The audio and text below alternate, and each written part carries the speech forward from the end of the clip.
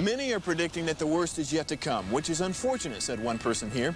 Until now, they've enjoyed the reputation of being the nation's icebox. Watched a burglar in his home this morning by webcam. As a journalist of over 25 years, stories are what make my world turn. Reporting live from the Dallas newsroom tonight, Jeff Crilley, Fox 4 News. But in 2008, I took the jump from my familiar life and started a PR firm from my home. We're talking about anyone with a camcorder like the one I'm using becomes a television network. We started slowly growing the company, and we now have over 100 clients, and we've branched into the world of live digital broadcasting. I now own 8 different TV studios and have a huge team, and the stories that I now get to share are sometimes the most important of my life.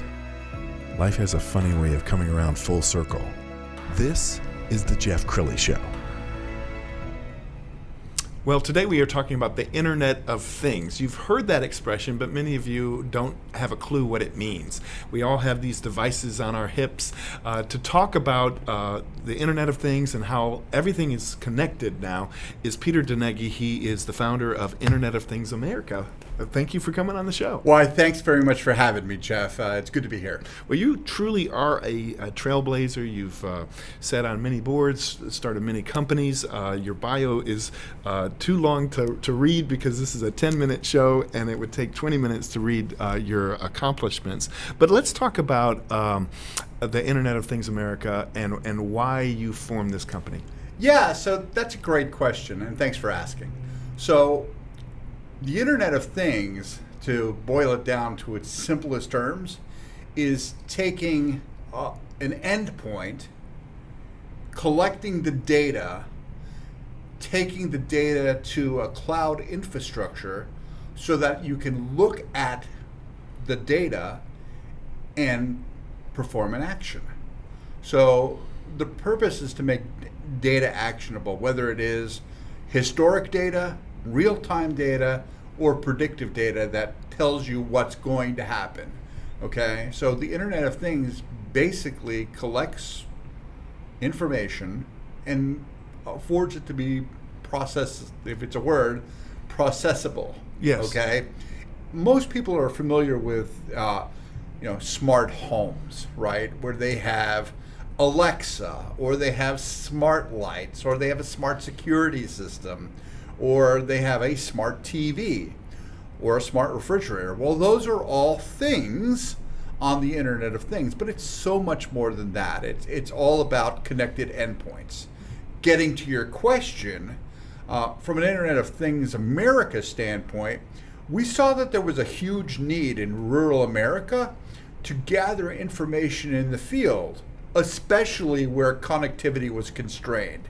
As you will, supporting the connectivity deserts of the United States.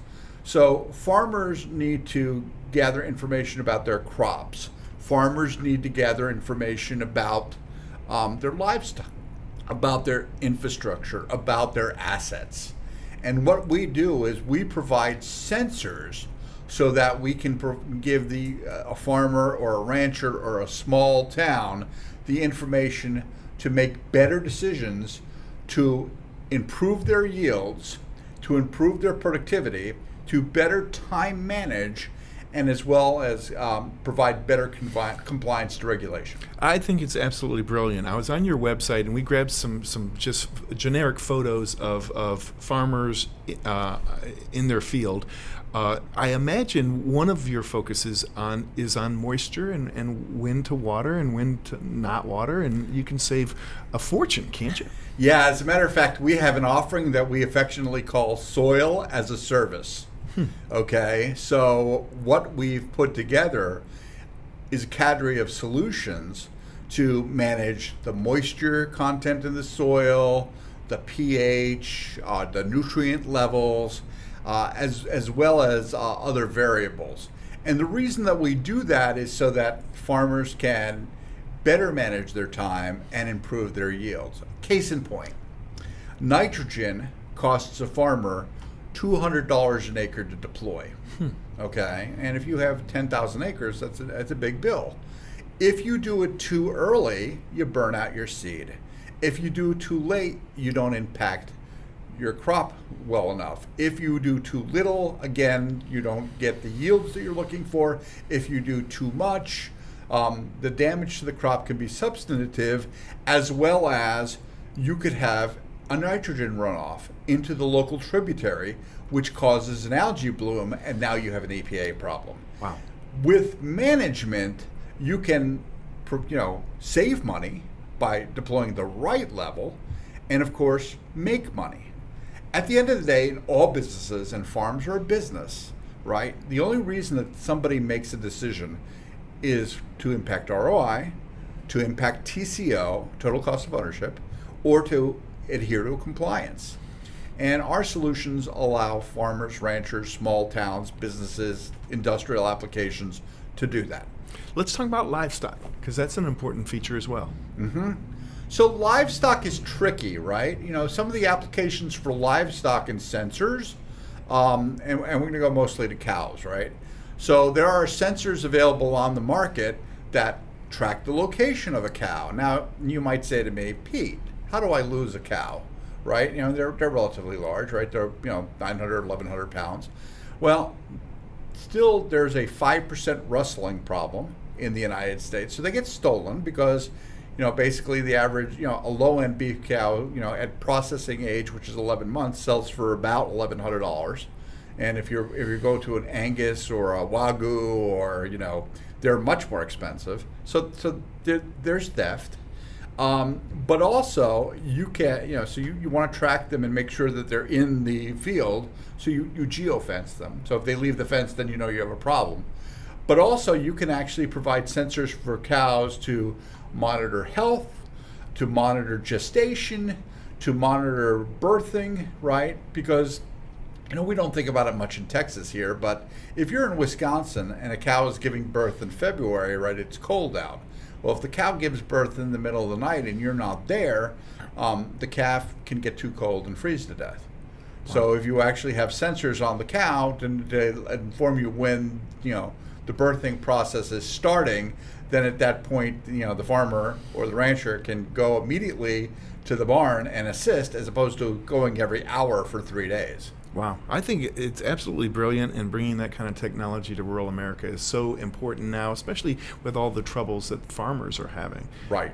You brought a couple of props. I'll ask you that you bring them a little closer to the camera so we can see them. Yeah. So like one of the things, you don't think about from an IoT device, we think about, of course, phones, because we always use them ubiquitously, or our smartwatches, but other things can be on there as well. I'm also on the board of another startup here in Dallas called Mind VR, which is a virtual reality company for seniors in elder care. Awesome. So we actually provide experiential therapy for seniors who are aging in place.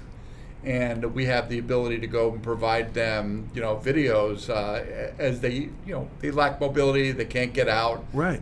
So they can travel, so they can, go to Machu Picchu, or see cool. the Tower of Pisa, or ride with NASA, or watch a Disney film, play on stage.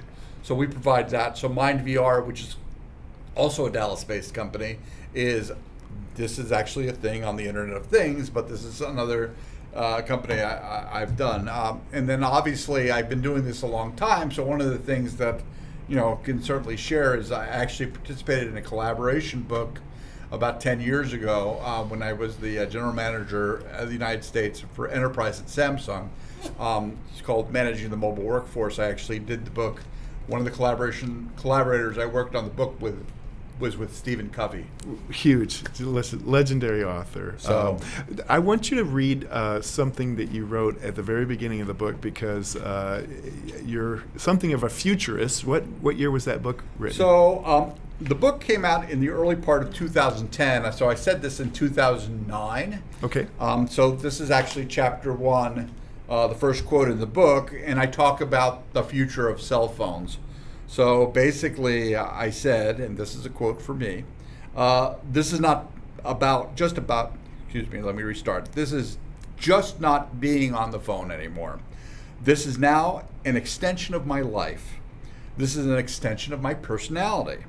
If you look at the decline of traditional landlines from carriers, please note this was in 2009, right? The trends are compelling. People are using this as their primary device. It is functional that way. So in 2009, we started talking about the decline of regular landlines and how cell phones, mobile devices were going to actually lead the way. And well, the rest is history, right? Yeah, you called it. I mean, you really did. And if you think back on what life was like in 2009, it was the phone wasn't necessarily an appendage the way it is now. No, it was not. It was a flip phone. It was a feature phone. Texting and messaging was, hit the 9 button 3 times to get the specific letter. Yes, it was clunky. Audio and video was relatively nascent on the device. It was early days for sure. Wow. Peter, we could go on for hours. We're going to have to wrap this up, but we want to put your website up on the screen so people can connect with you.